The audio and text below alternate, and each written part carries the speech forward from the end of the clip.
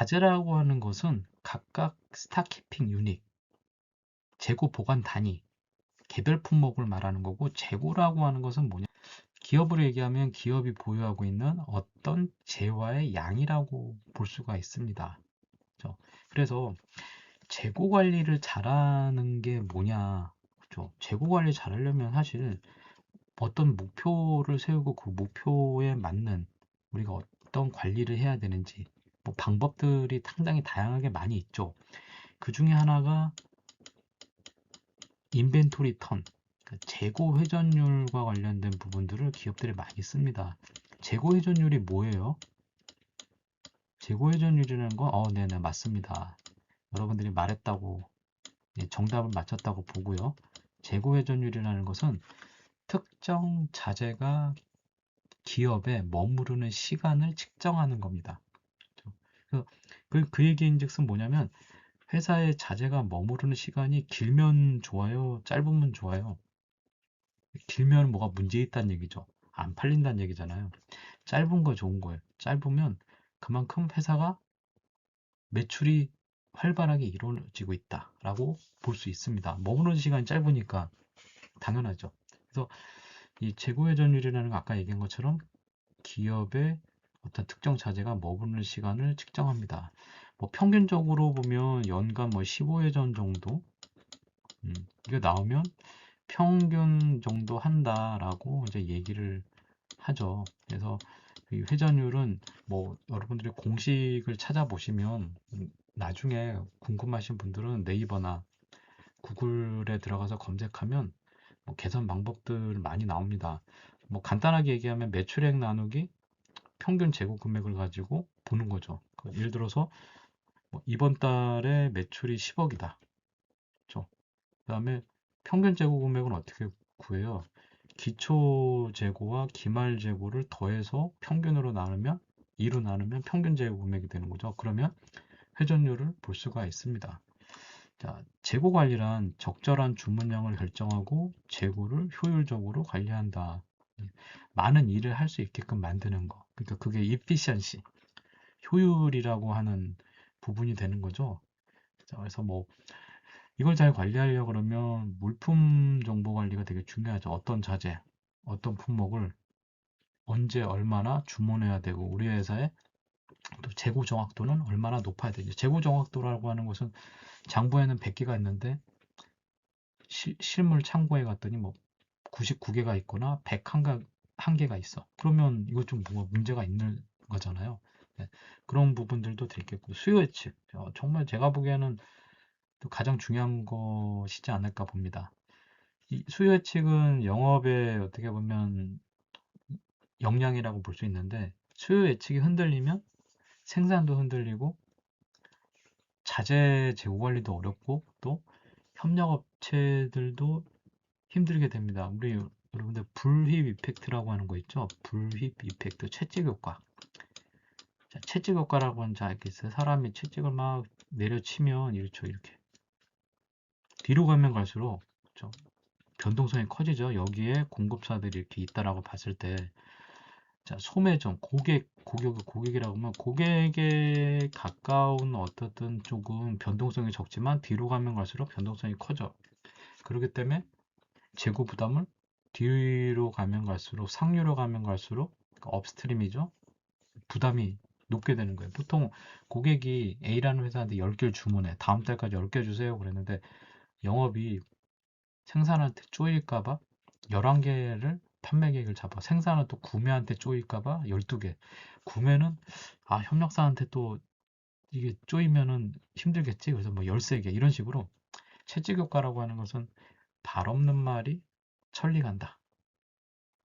이게 뭐냐면 정보가 상류로 가면 갈수록 업스트림이죠. 공급자 왜곡이 되거나 중폭되는 현상을 말합니다.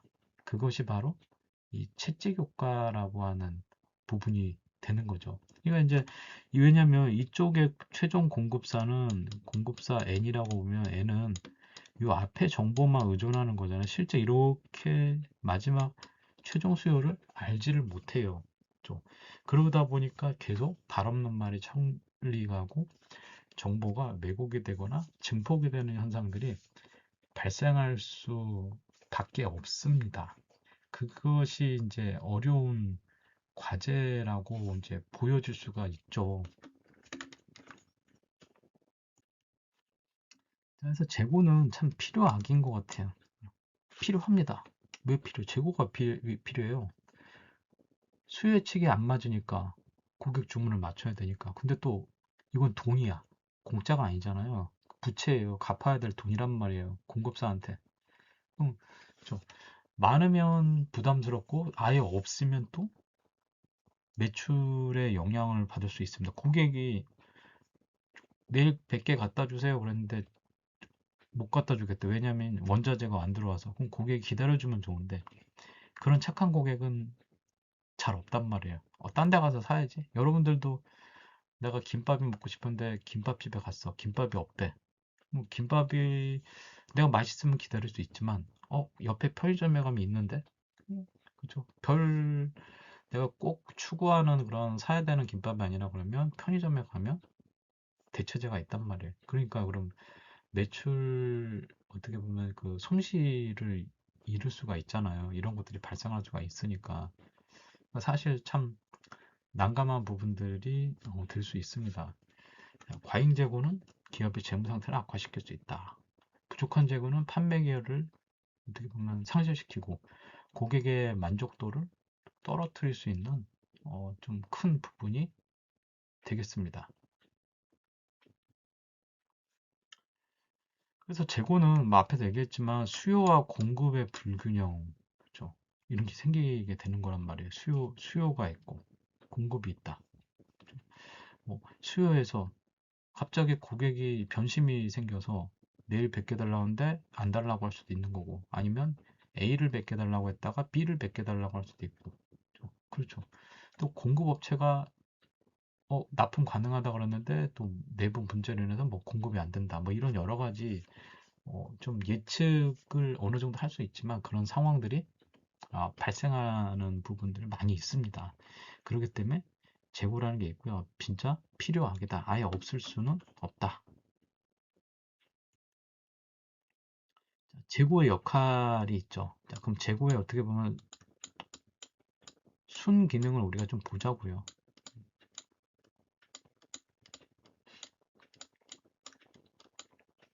자, 순 기능. 뭐 이렇게 있는데 자, 수요와 공급을 일치시킨다. 그렇죠? 뭐 이런 부분들이 있을 거예요. 재고가 있으면 수요가 있고 공급이 있다. 공급에 문제가 생겨. 수요가 갑자기 뭐 다른 걸 달라고 할 때. 그렇죠? 그런 것들도 우리가 빨리 대응할 수 있는 부분들이 있습니다. 그래서 이제 예측도 어떻게 보면 정확도를 높이는데 중점을 줘야 되고요. 거기에 이제 발생하는 여러 가지 시간, 특히나 재고가 발생하는 이유 중에 하나가 고객의 뭐 어떻게 보면 대응하는 측면도 있지만 공급자 쪽 우리가 지난 시간에 또 학습을 했잖아요. 여기 우리 회사라고 보면은 오른쪽은 고객이라고 하고 왼쪽은 공급자라고 했을 때 고객의 영향도 많이 받는 것도 있고요. 특히 공급자의 영향을 많이 받는 것도 있습니다. 고객보다는 공급자가 엄청 많거든요. 해외에도 있고 진짜 많이 있습니다. 그 중에 하나라도 예를 들어서 자재가 안 들어오면 완제품을 만들 수가 없죠. 그렇잖아요. 그렇기 때문에 그런 불확실성. 그러면 리드 타임이라고 하는 부분들이 있죠. 이 리드 타임이라는 게 뭡니까? 타임. 우리가 주문했을 때 고객이나 우리가 공급자한테 주문했을 때 공급자나 우리가 만들어서 또 납품하는데 걸리는 전체 시간을 말하는 거잖아요. 주문했는데 10일 후에 납품이 가능하대. 그럼 10일이라는 시간 안에는 그 회사의 생산 시간도 들어갈 거고 또 물류, 납품 시간도 들어갈 거고 만약 만들어져 있으면 바로 하루 만에 공급이 가능하겠죠. 근데 그게 안 돼 있다. 그리고 공급자도 또 그 회사의 공급자가 있잖아요. 또 공급자는 또 해외에서 원자재를 들여올 수도 있습니다. 그런 여러 가지 상황들이 발생을 할 수가 있어요. 그런 부분들이 이제 충분히 있다란 말이에요. 그러니까 이런 리드타임 영향 많이 줍니다. 그러니까 자재가 우리가 이제 생산 쪽으로 보면, 자, 여기에 이제 고객이 있단 말, 자재가 어떻게 필요한지 한번 볼게요. 자, 고객이 있단 말이에요. 고객과 접점이 있는 부서는 어디예요? 우리 회사에서 영업이죠. 그렇죠. 영업. 영업이 막 해서 얘기를 해서 고객과 사바사바 했어. 열심히 노력했어. 그래서 수주를 한 거예요. 와, 진짜 박수 칠 만하죠. 자, 제가 박수를 보내겠습니다. 아, 열심히 했어. 수주를 했어. 자, 수주를 하면 이제 그 다음에 뭐예요? 실체를 만들어야 되잖아요. 누가? 생산이. 생산이 실체를 만들어야지. 그래서 영업이 팔겠다고 하는 날 지원해줘야 되냐. 그럼 영업은 이제 생산 계획을 세워. MPS, 마스터 프로덕션 스케줄. 주 생산 계획에다가 생산 계획 막 입력합니다. 그죠? 우리 원자재나 자재 관점에서 보는 거예요. 재고가 왜 생기고 필요한지. 그러면 이제 여기서 구매 있죠. 회사의 구매. 구매해서 자재 소요 계획을 세웁니다. MRP라고 하죠. Material Requirement Planning. 이렇게 해서 한단 말이에요. 그죠? 이렇게 해서 공급사한테 뭐예요? 주문서가 가는 거죠. PO가 이렇게 갑니다. 네, 주문서 간단 말이에요. 이렇게 해서 쭉 이제 연결이 되는 거죠. 그럼 각각의 이 PO로 전환할 때 여기서 우리가 또 생각해야 되는 거가 현재 재고 수준, 리드 타임, 안전 재고, BOM 이런 걸 보는 거잖아요. 그래야지 이제 관련돼서 언제 발주를 몇 개를 내야지 우리가 생산하는데 문제가 없구나 이렇게 판단하는 거죠.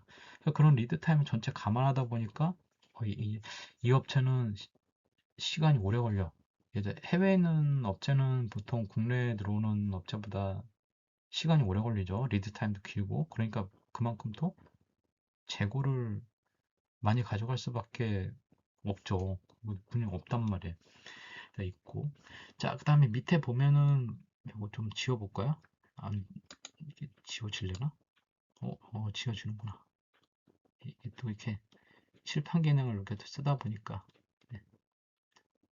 그러면 이제 다시 보면 여기 이제 규모의 경제. 뭐 10개 사면 되는데 공급업체가 MOQ가 미니멈 오더 퀀티티가 100개래요. 그렇죠? 우리는 10개만 필요한데 당장 100개를 생산하니까 100개 다 가져가래. 미래에 쓸 거니까 그래 일단 줘. 가져와. 그러니까 이제 100개 분량을 또 자재를 쌓아놔야 되죠. 그런 부분들도 있고요. 계절 변동성. 에어컨 같은 경우 보시면 에어컨은 주로 봄이나 여름에 수요가 높잖아요. 판매가. 그렇죠. 근데 그렇다고 뭐 봄, 여름에 생산 캐파를 그만큼 막 수요에 따라갈 수가 없으니까 어떻게 비수기인 겨울철에 미리 만들어 놓습니다. 생산 캐파 이런 걸 감안해서 그 평준화 계획을 하는 거죠. 스무딩 그러니까 프로덕션을 하는 거예요. 뭐 1월 달은 100개, 2월 달은 50개 이렇게 하면은 뭐 생산 인력이나 또 뭐가 문제가 있어요. 가동률에 영향이 있으니까 그럼 100개 더하기 50개면 150개 나누기 2를 하면 75개죠. 1월에 75개, 2월에 75개 하면 그게 평화라, 균등화 생산하는 거잖아요. 뭐 그러니까 겨울에 꼭 그렇게 하지 않겠지만 일정 부분 만들어 놔. 그렇게 만들어서 이제 여름 수요를 대응하는 거죠. 그러니까 보통 이제 11월, 12월에 생산된 거는 좀 가격을 깎아주죠. 자동차도 연식이 넘어가면 그렇죠.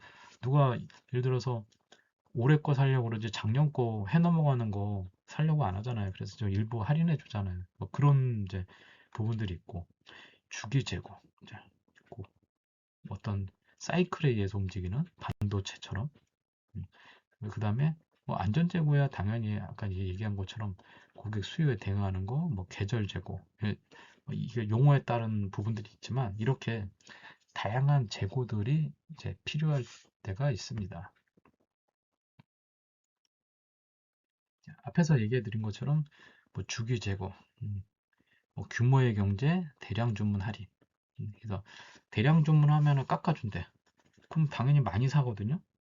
그러면 이제 그걸 재고라고 하는 것이 생겨요. 그러니까 저 같은 경우도 집에서 이제 뭐 라면을 주문하는데 온라인으로 한 봉지가 4개 들어가면 한 봉지 사면 개당 1,000원인데 예를 들어 그걸 3봉지를 사고 2봉지를 사면은 개당 막 900원까지 떨어진대. 그러면 더 사거든요.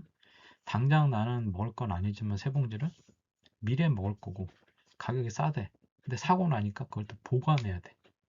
놀 때가 필요해. 이런 것들에 의해서 재고가 생기는 상황들이 발생하죠. 안전재고. 음. 수요를 정확히 예측하는 것은 사실 어렵습니다. 그러니까 고객에 대응하기 위해서 불필요하게, 그러니까 여기에는 고객 서비스 수준이라고 하는 게 있어요. 고객 서비스 수준. 고객 서비스 수준은 우리 회사가 대고객과의 약속. 예를 들어 100명의 고객이 있는데 95명의 고객. 그러니까 그 고객이 언제 무엇을 얼마나 주문하든지 다 맞추겠어. 그러면 서비스 수준이 95%. 예를 들어서 100명의 고객 다 맞출 거야. 그럼 서비스 수준이 100%. 근데 문제는 서비스 수준이 1%, 2% 증감할 때마다 재고가 막 많이 변동칩니다. 엄청나게 변화해요. 그러니까 이게 100%를 가져가는 회사가 잘 없어요. 왜냐면 앞으로는 남는데 뒤로는 마이너스가 되거든요. 재고 유지 비용이 너무 많이 들어. 그러니까 이제 곤란하다라는 그런 부분이 이제 되는 거죠. 계절 재고. 아까 얘기 드렸던 이제 미리 생산한다. 오늘의 어떻게 보면 가장 하이라이트, 중요한 거라고 좀 볼 수 있을 것 같아요. 자재 재고 관리에서 좀 가장 중요한 부분이 됩니다. ABC 분석. ABC 분석. ABC 분석 뭐예요? 여러분들 회사에 만약에 제조기업이라고 그러면 자재가 있고, 그죠? 그 자재를 관리하기 위해서 수백 개, 많게는 수만 개, 수십만 개가 있단 말이에요. 그거를 각각 개별 품목을 똑같은 시간을 들여서 개별 관리하는 거는 비효율입니다. 왜 그래요? 다 가치가 다르잖아요.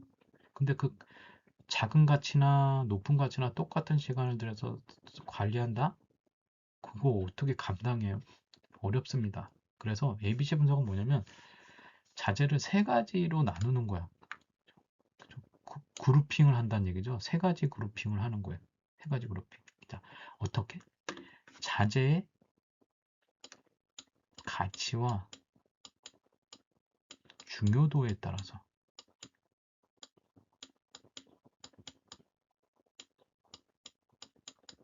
이것이 이제 가장 핵심이죠. 이것은 우리 회사 내부의 상황을 가지고 판단하는 거예요. 자재의 가치와 중요도, 그 자재의 가치와 중요도에 따라서 어떻게 한다? 세 가지 그룹으로 나누는 거예요. A그룹, B그룹, C그룹. 그러니까 보통은 이걸 이제 계산하려고 하면 쉬운데 뭐 여기 자재들이 많이 있잖아요. 뭐 1번, 2번, 3번 쭉 있고 자 그러면 그 자재의 가치가 있겠죠? 얘 단가가 얼마? 100원, 얘는 뭐 200원. 그럼 단가로 보는 게 아니고요. 여기에 또 연간 수요량이 있어요. 연간 수요량 뭐 10만 개, 얘는 뭐 10,000개. 이거 곱해주면 여기 금액이 나오죠. 그럼 전체 자재 금액에서 얘가 각각 차지하는 비중을 봐요. 그래서 그 비중을 가지고 그룹을 나눕니다. 자, 어떻게 하냐면 여기 이제 보시는 바와 같이 세 가지 방법을 주로 많이 나와 있는데요. G사, 제너럴 일렉트릭, 그다음에 생산재고관리협회 에이픽스, 그리고 구매관리협회 ISM이 만든 ABC 분석 법이 있습니다. 방법이 있는데 숫자는 좀씩 달라요. 여기 보면 뭐 자재 구매 비용이라고 그랬는데 자재 비용으로도 아셔도 되고 A그룹은 전체 다수를 차지하죠. 75%. 품목은 8%밖에 안 돼. 얘도 보면은 에이픽스도 80%, 20%. ISM도 뭐 이렇게 이제 나눠지는데 이게 뭐 정답이 있는 건 아닙니다. 정답이 있는 건 아니고요. 여기 어쨌든 이 추세를 보는 거죠. 아, 보니까 A그룹은 자재 재고 비중이 높구나 라는 거 알고 있는 거죠. 근데 품목은 몇 프로 안 되네 라는 거 알고 있죠. 자, 그럼 B그룹을 보면은 뭐 20%, 25%, 15, 30, 10에서 20, 15에서 20, 자 있고, 그럼 C그룹을 보시면 C그룹은 자재 비중이 얼마 안 돼요. 5, 뭐 5, 저 이렇게 보면 얼마 안 돼. 근데 보니까 특이한 거는 품목이 상당히 많이 차지한다 라는 거가 이제 어떻게 보면 시사하는 바죠. 자, 여기서 우리가 이제 뭘 보냐? 세 가지 그룹으로 나누는데 여기서도 관리 방법이 좀 달라져 있어요. 자, 세 가지 그룹에서 그럼 가장 중요한 자재 그룹이 어디냐? 어디죠? 어디냐라고 이제 물어보면 뭐예요? 예, 그렇죠. 맞습니다. A죠. A 그룹이 그래서 가장 중요하다. 그렇죠. 그러면은 가장 어떻게 보면 덜 중요한 거 어디예요? 그게 C 그룹이죠. 그렇죠? 그래서 이거예요. 그러니까 B 그룹이 중간 평균이라고 보면 예를 들어서 한 달에 한 번씩 우리가 자재 발주를 냈어요. C그룹은 좀 우리가 신경을 덜 써도 돼. 자, 왜냐면 다수를 차지하는 품목이지만 자재 비용은 얼마 안 된단 말이에요. 그러니까 품목 가짓수는 많은데 돈은 안 되는 자재들이 C그룹에 들어간다는 얘기죠. 그러니까 C그룹은 좀 더 우리가 뭐예요? 느슨한 관리를 해도 돼. 자, 그러면 예를 들어서 한 달에 한 번 발주내는 거를 석 달치 평균 내서 석 달에 한 번씩 발주내는 거예요. 좀 느슨한 관리해. 거기에서 번 시간을 어디에다 쓴다? 가장 중요한 A그룹에 쓰는 거예요. A그룹은 품목은 얼마 안 되지만 비용, 엄청난 다수의 비용을 차지하니까 이것을 우리가 좀 중점 관리를 하자. 자, 그걸 알기 위해서 ABC 분석을 하는 거예요. 우리가 어디에 우선순위를 둘 건지, 우리가 일의 중요도를 봤을 때 A그룹에 좀 더 신경을 많이 쓰기 위해서, 그리고 C그룹처럼 중요하지 않은 거는 좀 더 덜 신경 써도 큰 문제 없다. 대세에는 영향이 없다라는 거죠. 그래서 뭐 어렵지 않죠? 어떤 부분인지 이해하셨을 거예요. 그러니까 백화점에 뭐 VIP 마케팅처럼 소수가 마케팅 측면에서 보면은 매출의 상당 부분을 차지하니까 그 VIP를 집중적으로 관리, 케어하잖아요. 이제 뭐 돈이 되는 어떤 회사들 입장에서 보면 그렇게 또 진행을 하는 거죠. 그래서 A그룹 같은 경우에는 신경을 많이 쓴다. 그 C그룹은 좀 더 덜 신경 쓴다. 느슨한 관리를 해도 된다라는 이제 얘기가 될 거고요. 우리 이제 나중에 또 말씀을 드릴 또 하나의 방법이 있어요. 투바이트 매트릭스라고 해서 투바이트 매트릭스에서는 우리 회사 내부의 자재를 가지고 판단하는 게 아니고 여기는 거기다 하나 더해서 외부의 환경, 음, 공급 시장에 대한 그런 어떤 환경, 복잡도를 기준으로 자재를 또 관리하는 방법이 있습니다. 그건 저 다음 시간에 좀 공부하실 텐데, 여러 가지 방법이 있구나. 그러니까 이걸 하나로만 자재 관리하는 게 아니고 두 가지를 쓰게 되면 좀 더 좋다라는 측면이 우리 일반적으로는 보통 ABC 분석에 대해서만 많이 알고 있거든요. 그래서 다시 돌아가면 자, 얘는 그래서 A그룹은 조금 이제 다음 장에 가서 얘기를 할게요. 너무 좀 글씨가 많아서 쓰기가 좀 어려우니까.